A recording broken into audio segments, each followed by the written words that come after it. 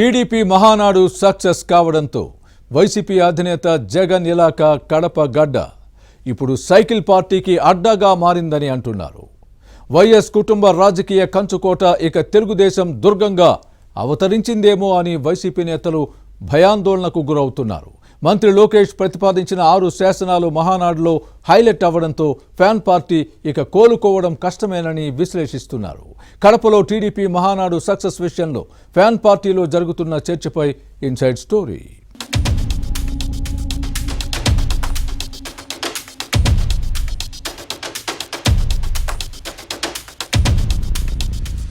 కడప మహానాడు తెలుగుదేశం పార్టీలో నయా జోష్ నింపింది. ఒంగోలులో నిర్వహించిన పసుపు పండుగ గత ఎన్నికల్లో పార్టీ ఘన విజయానికి దోహదం చేస్తే కడప మహానాడు వైసీపీ నేతల గుండెల్లో భయానికి కారణమైంది. కడప గడ్డ జగన్ అడ్డా కాదు, ఇది టీడీపీకి అడ్డా అని అందరి నోట వినిపిస్తుంది. వాస్తవానికి కడపలో మహానాడు నిర్వహిస్తామని ప్రకటించిన వెంటనే ఎన్నో అనుమానాలు వ్యక్తమయ్యాయి, విమర్శలు వెల్లువెత్తాయి. అసలు కడపలో టీడీపీ మీటింగ్ ఎందుకని కొందరంటే పసుపు పండుగ సక్సెస్ అవుతుందా అని అనుమానించిన వారు లేకపోలేదు. కానీ గ్రాండ్ సక్సెస్ కావడంతో అందరి డౌట్స్ పటాపంచులయ్యాయి. దీంతో వైసీపీ నేతల్లో అసహనం మొదలైంది. కేవలం జగన్ పై ఆరోపణలు చేసేందుకే కడపలో మహానాడు నిర్వహించారన్నది ఫ్యాన్ పార్టీ నేతల వాదన. వైఎస్ విగ్రహాలకు టీడీపీ తోరణాలు కట్టారన్నది వైసీపీ విమర్శ.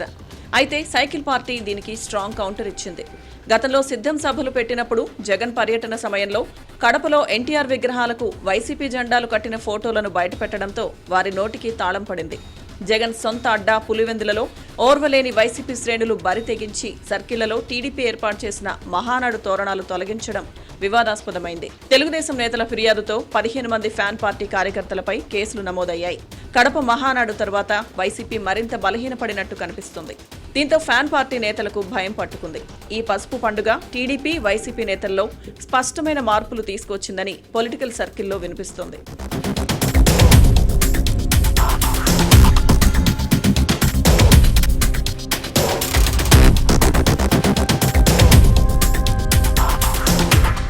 వైఎస్ రాజశేఖర రెడ్డి హయాంలో కడప జిల్లా కాంగ్రెస్ అడ్డాగా మారింది. అప్పట్లో 10 స్థానాలకు గాను 9 సీట్లు కాంగ్రెస్ ఖాతాలో పడితే ఒక నియోజకవర్గం టీడీపీ దక్కించుకుంది.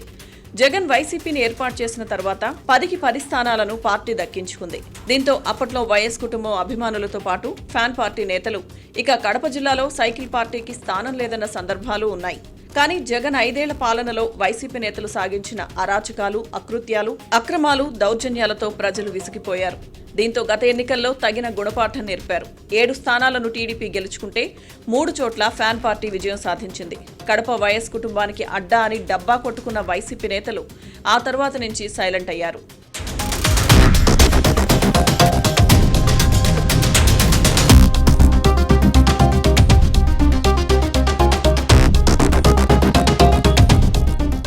కడప మహానాడులో మంత్రి లోకేష్ ముద్ర స్పష్టంగా కనిపించింది. ఏ రంగంలో అయినా కొత్తదనం, క్రియేటివిటీ అవసరం.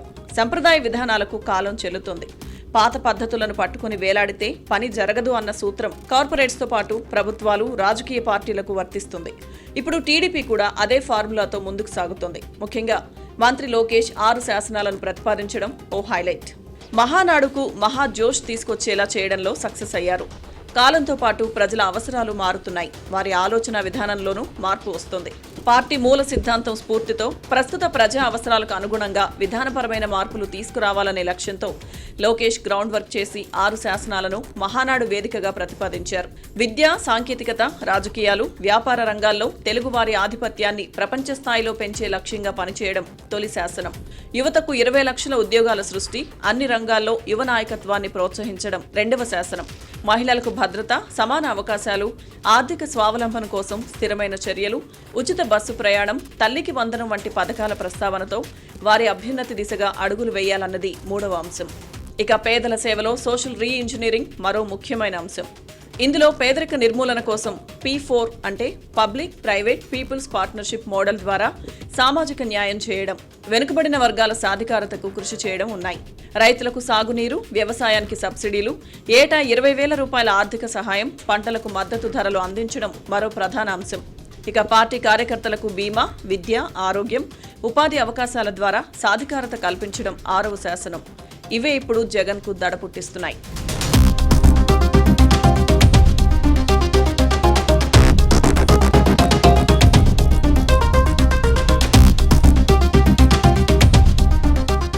కడప టీడీపీ మహానాడు విజయవంతం అవ్వడం వైసీపీ అధినేత జగన్ను ఉక్కిరిబిక్కిరి చేస్తుంది. ఏళ్ల తరబడి రాజకీయంగా తన అడ్డా అనుకుంటే ఇక్కడ మహానాడు నిర్వహించి సూపర్ హిట్ కావడం ఏంటని జగన్తో పాటు వైసీపీ నేతలు ఆ ఆలోచనలో పడ్డారు. మొత్తం మీద ఇది జగన్కు కోలుకోలేని దెబ్బే అని వైసీపీ నేతలు భావిస్తున్నారు.